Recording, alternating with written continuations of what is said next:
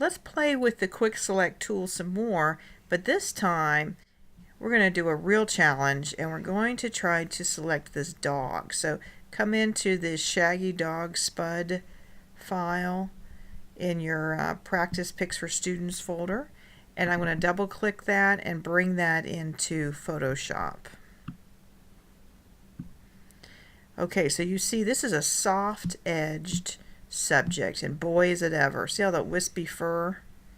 We're going to have to select him, and we want to desaturate the background. So this is going to be a real challenge. The first thing you do is that you will use your quick select tool there, but as you're going to notice, it's going to be very difficult for it to choose the dog. It's going to want to choose the whole picture. So you're going to want to be really conservative. Okay? Meaning, don't go out to the edge, just kind of stay on the inside of the dog and see if you can just select the dog. See, it's already going to the full picture because it just doesn't know what to do, and it just did. It's now selected the whole picture. So I'm going to undo that, Command Z, and I'm going to make my brush smaller. Okay? So I'm making my brush smaller, and now I'm just very gently staying in the middle of the dog's face. Okay? And then I'm coming down here, and I'm just, okay, it just selected that side. You see how that's dotted? So I can use the Option key, and I can tell it to try again, and I'm just going along the outside. And like I said, you're just going to have to accept what it can do. That's probably about the best we can do, believe it or not, with that tool. But we have another tool. We actually have a whole space that we can go into, a separate screen called the Select and Edge Task Space. Okay, so we're going to come up to this button, Select and Mask. By the way, if you're not in Photoshop 2015.5, you might not have this. Okay, you probably won't.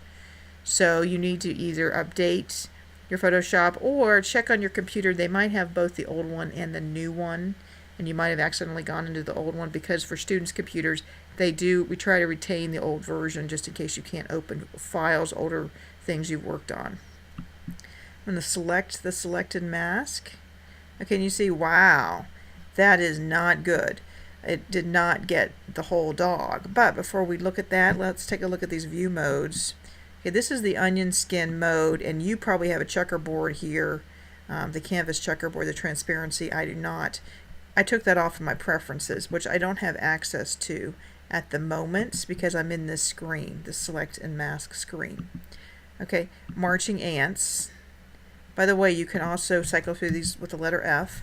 Red, and you can use the opacity to go completely to red, or if you want to see the subject, you can actually bring that down and be semi-transparent.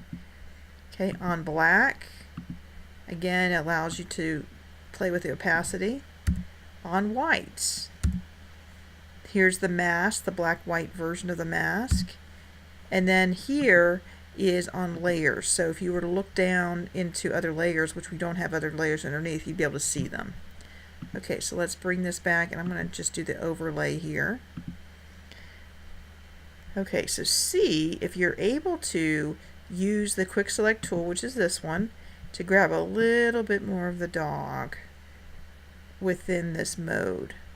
So I'm going to try that. Oh, I'm going to undo that because I don't want I'm not going to go quite as far this time. Good, that's not bad. Okay, the next tool down right here is the Refine Edge Brush tool. And this is an amazing tool. This tool will actually recalculate to refine an edge, to look for an edge. Now the important thing here to remember though is that when you're back in this tool, you cannot select any of the background. You have to be very conservative. For instance, you're seeing the blue of the sky kind of peek through there. We might want to come down to this brush tool and actually hold down Option and get rid of the little bit of that blue, because it's not going to know what to do with that once it's already selected. So I'm going to get rid of the blue as much as possible, and that's going to help in that you just do not want any of the sky peeking through. Okay, so you think that's counterintuitive, But that's going to help when we move to this tool. And that was just the brush, but you use your option key to minus, okay, because we're not in the mask, we're not in the regular interface right now. Okay, so now click on the Refine Edge Brush tool. I'm going to make my brush a little bigger with right bracket. Okay, and now you're going to ask Photoshop to recalculate. And look, it's doing a pretty good job. You're just going to move along the edge. And remember, if you have any blue or the blue sky, this is not going to work like as well as it's working right now.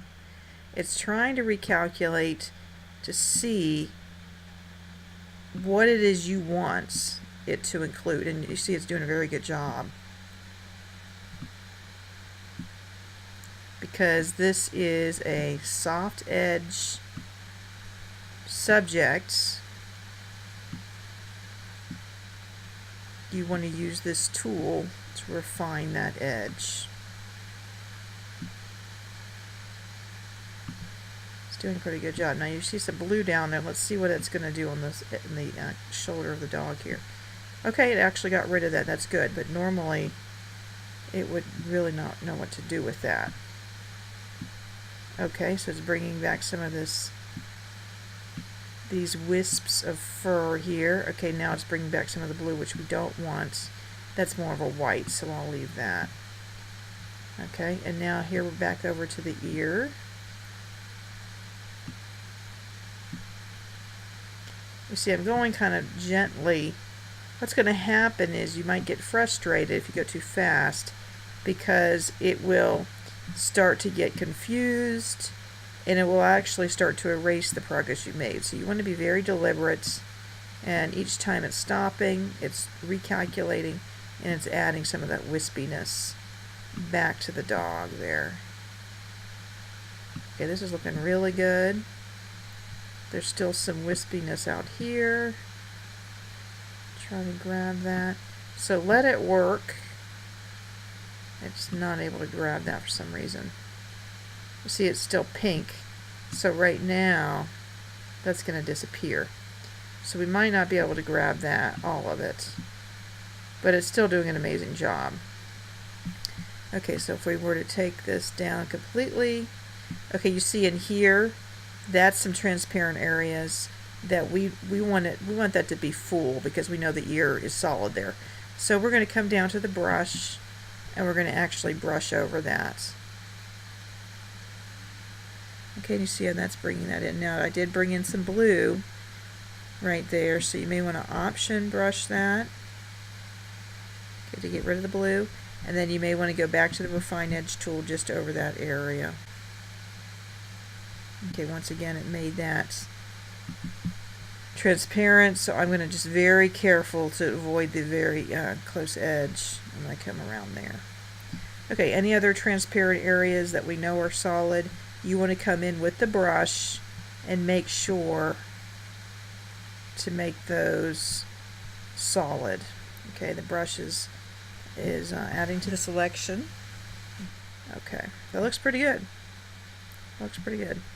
I might come along here a little bit and get more of the solid part. Oops, I just added some blue in, I think. Let me check. Yeah, I might have added some blue, so I'm going to undo that. Now I'm going to come back to refine that. Okay, not bad. So you can go back and forth between plus and minus, adding to or deducting from the mask, using the option key and then just the mouse. Or you can go up here and you can actually click back and forth this way. Okay, so I'm going to just make sure that it's grabbing that. Another thing to keep in mind is you can click on Smart Radius, which will increase the area that it will look for the edge versus the background. So you see that right now as I move this radius, you can see it change, and it's trying to really get out further the wisps of hair. Okay, So if you want to use the smart radius where it's automatically doing that, you see it's already having some imperfections and bringing some of that reflected blue in, but it has to be at least 10 pixels for that to work. Already up to 10. We see if you scroll down, there are some other features here. For instance, feather, which you don't necessarily need, but in this, if we were to feather that a little, and then bring the shift edge down, we might be able to get rid of some of this blue up here. But be conservative.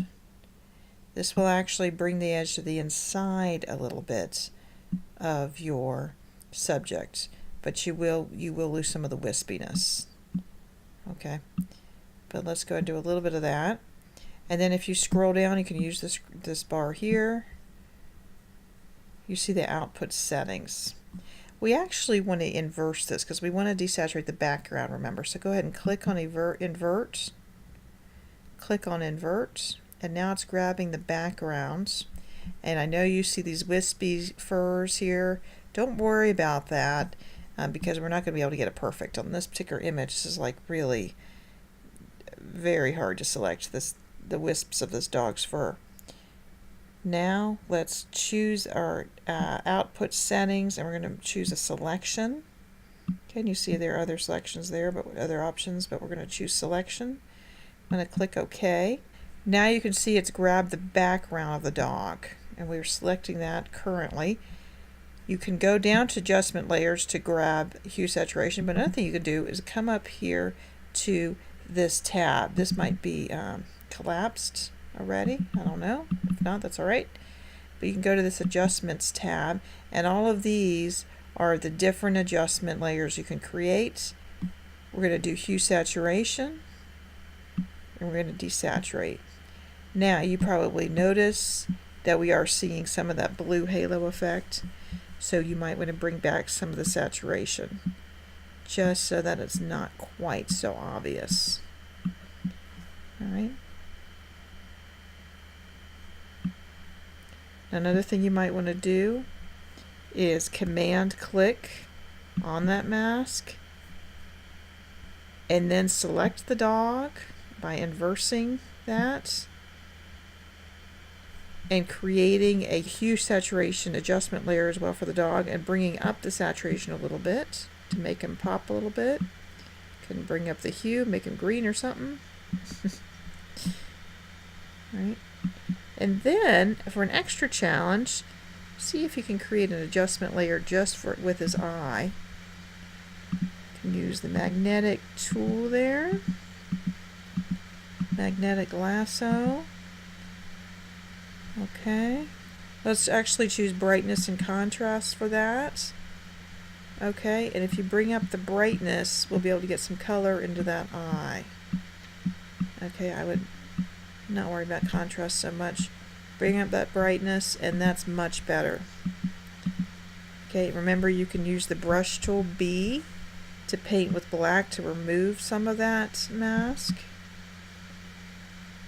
Okay, and you can also feather that.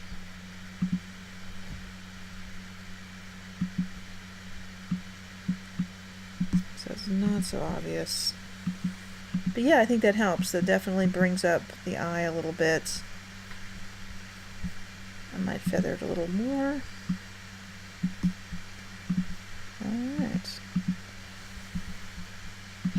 And there you have it, the before and after of Spud using the fine edge and quick selection tools.